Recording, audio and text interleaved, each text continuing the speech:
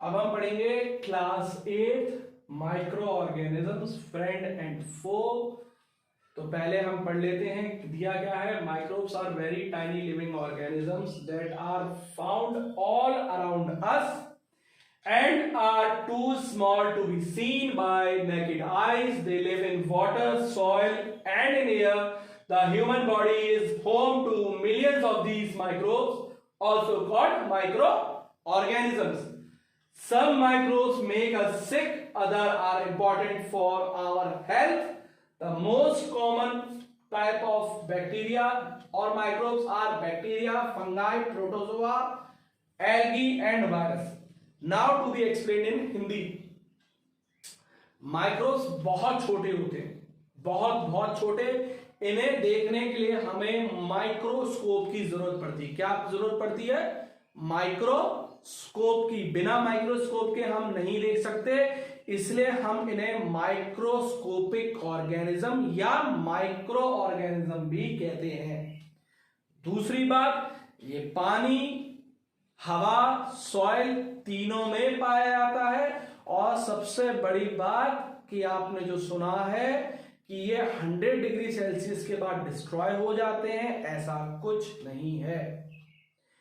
100 में से 99% डिस्ट्रॉय हो जाते हैं, मगर 1% आज भी माइक्रो ऑर्गेनिज्म ऐसे हैं जो हॉट वाटर स्प्रिंग्स में जीवित रहते हैं।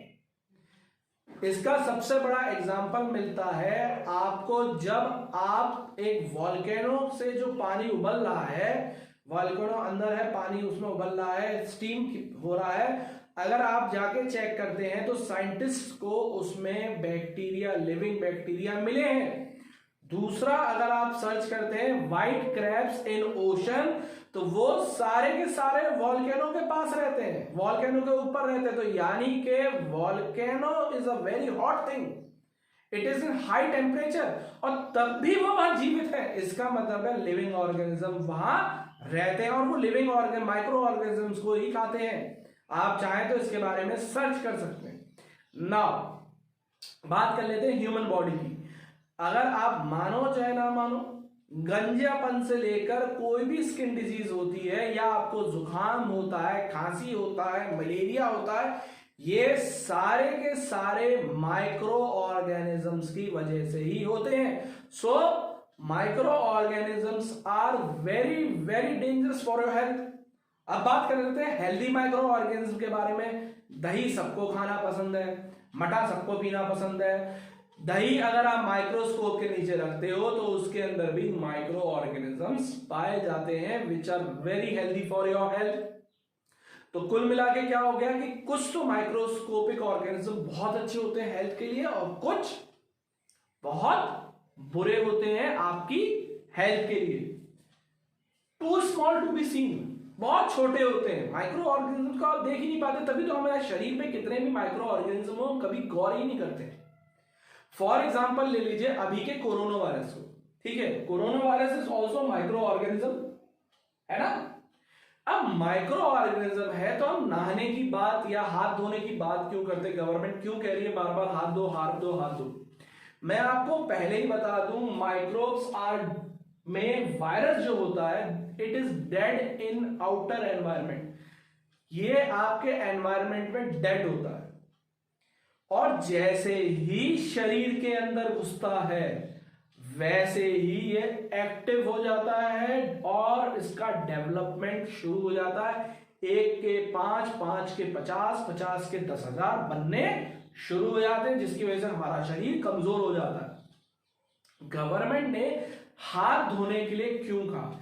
ये हमारी आज की प्रथा नहीं है, बहुत पुरानी प्रथा है कि जब भी हम कहीं बाहर से आते हैं तो घर के बाहर पुराने जमाने में बाल्टियां रखी होती थी। पहले हाथ धो, पैर धो, खुद नहाओ, उसके बाद घर के अंदर घुसो। उसका रीजन ये था कि बाहर की जो भी बीमारी लेके आए हो, बाहर के जितने भी माइक्रो ऑर्गेनिज्म लेके आए हो, वो सब बाहर ही छोड़ के आओ। घर के अंदर बिल्कुल स्वच्छ लेके आओ अपने आप को, जिससे घर के अंदर कहीं पे भी बीमारी ना फैले। इसी से रिलेटेड आ गया कोरोना वायरस का हाथ धोना। जब हमने हाथ धोए, अच्छी तरह से वॉश कर लिए, है ना, तो जब हाथ वॉश कर लिए तो जितने माइक्रो ऑर्गेनिज्म आपके शरीर पे थे, जो नए वायरसेस थे, बैक्टीरिया थे, फंगी थी, प्रोटोजोआ थे, वो सारे के सारे धुल गए और धुलने के बाद वो आपके शरीर से हट गए, जिसकी वजह से अब जब वो आप खाना खाओगे, कुछ भी खाओगे, वो आपके शरीर में नहीं जाएंगे and you will be healthy. So that is not a bad thing that you are washing your hand. कई बच्चों को आजकल इरिटेशन होती है कि यार बार बार हाथ धुला रहे हैं, हम तो बिना हाथ धोए खाएंगे, but that is a very very bad habit. बड़े जो होते हैं बचपन से सिखा रहे हैं कि जब भी हाथ खाना खाएं अपना हाथ धो के ही खाएं. Reasons are all same, that the microorganisms which are bad for your health will affect surely to your body structure. आपके शरीर में कहीं ना कहीं समस्या करेगा ही करेगा, आपको बीमार करेगा ही करेगा. दूसरा एग्जांपल ले लेते हैं. बच्चों में फ्लू बहुत जल्दी लगता है, कहीं जुकाम हुआ, आपको जुकाम हुआ. रीजन क्या होता है कि एयर से एयर पे बैक्टीरिया, आप वायरस आप तक पहुंच गया, आपको लग गया, अब आपको दवाई लेनी है, उसी के बाद आप सही हो सकते हो. बट यहीं अगर आप रुमाल बांध के रखोगे तो वो आप तक नहीं पहुंचेगा.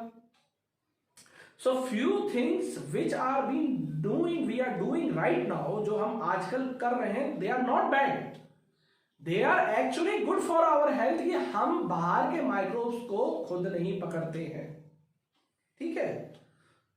तो please follow the government rules, क्योंकि आप इस चैप्टर में यही पढ़ने वाले हैं कि bacteria, fungus, protozoa, algae, virus क्या होते हैं और कैसे काम करते हैं, कैसे आपका नुकसान करते हैं. ठीक है. Please subscribe my channel, like this video and right it down. Thank you.